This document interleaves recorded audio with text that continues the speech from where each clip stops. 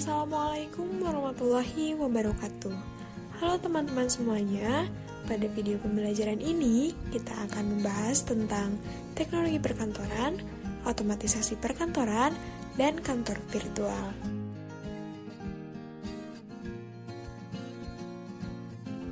Teknologi perkantoran. Teknologi perkantoran terdiri dari dua kata, yaitu teknologi, yang artinya penerapan pengetahuan ilmiah untuk tujuan praktis dalam kehidupan manusia, dan perkantoran yang berarti tempat berlangsungnya pekerjaan kantor. Maka dari itu, definisi teknologi perkantoran adalah sebagai berikut.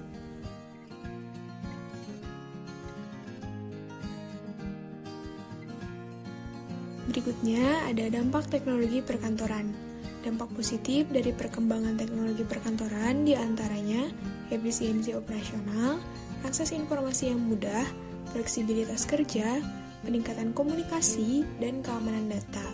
Adapun dampak negatifnya yaitu sulit mencari tenaga kerja dengan kemampuan tertentu, menambah pengangguran, dan menimbulkan pemborosan. Negatif. Selanjutnya ada otomatisasi perkantoran. Otomatisasi perkantoran merupakan sebuah rencana untuk menggabungkan teknologi tinggi melalui perbaikan proses pelaksanaan pekerjaan demi meningkatkan produktivitas pekerjaan. Adapun konsep-konsep dari otomatisasi yang dapat teman-teman lihat sebagai berikut. Adapun manfaat dari otomatisasi kantor diantaranya sebagai pelengkap bukan pengganti, sebagai pemecahan masalah kelompok atau tim, dan informasi menjadi lebih mudah dan murah digunakan, didapatkan, dan dirawat. Macam-macam sistem otomatisasi perkantoran. Yang pertama, sistem komunikasi elektronik, yaitu sistem teknologi informasi digunakan untuk berkomunikasi di antara individu, grup kerja, dan organisasi. Yang kedua, sistem publikasi dan pengolahan elektronik, penggunaan teknologi informasi untuk keperluan pembuatan dokumen tercetak. Yang ketiga, sistem kolaborasi elektronik. Sistem ini tidak hanya pertukaran komunikasi atau pesan, tapi bagaimana informasi tersebut digunakan untuk bekerjasama. Yang keempat, sistem pengelolaan kantor. Sistem kantor otomatisasi yang mendukung orang-orang di organisasi untuk mengorganisasikan aktivitas kerja mereka. Yang kelima, sistem elektronik formal, yaitu sistem didokumentasikan dengan suatu sistem prosedur tertulis. Yang terakhir, sistem elektronik informal, yaitu sistem yang tidak direncanakan atau diuraikan secara tertulis. Tahapan penerapan otomatisasi kantor. Tradisional, teknologi utamanya ditujukan untuk mengurangi biaya dan meningkatkan produktivitas. Transisional, ditandai dengan mulai digunakannya proses data secara elektronik dan dibangunnya aplikasi untuk keperluan pengarsipan. Transformasional, konvergensi telekomunikasi dan informasi atau ICT. Tujuan otomatisasi kantor: meminimalkan biaya, pemecahan masalah kelompok, alat pelengkap bukan pengganti, penggabungan dan penerapan teknologi, meningkatkan efektivitas pekerjaan, dan memperbarui proses pelaksanaan pekerjaan. Jenis-jenis otomatisasi perkantoran. Pertama, word processing.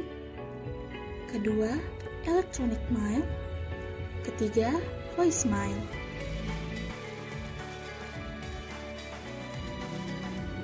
Keempat, electronic calendaring. Kelima, audio conferencing. Keenam, video conferencing. Faktor-faktor pemilihan aplikasi otomatisasi kantor. Pertama, jenis organisasi. Faktor ini merujuk pada sifat dan skala dari organisasi itu sendiri. Kedua, pilihan pribadi. Preferensi pribadi dari individu terutama manajer. Dan ketiga, sumber daya organisasi. Ketersediaan sumber daya teknologi di organisasi.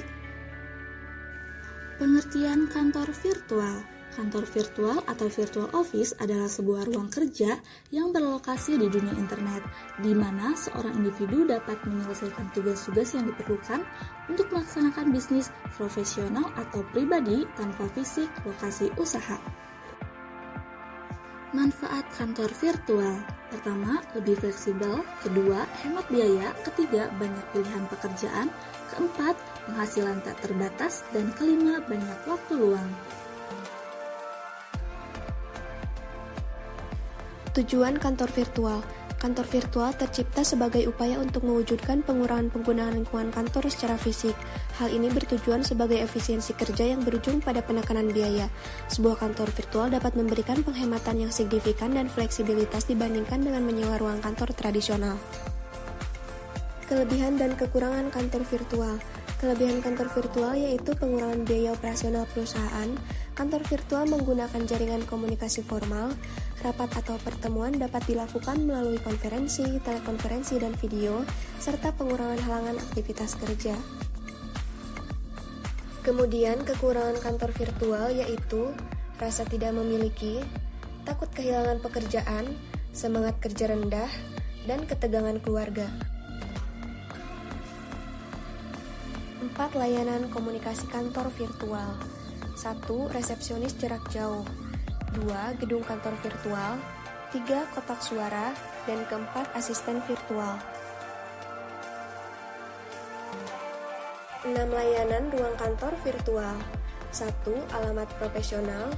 2. Alamat surat. 3. Resepsionis.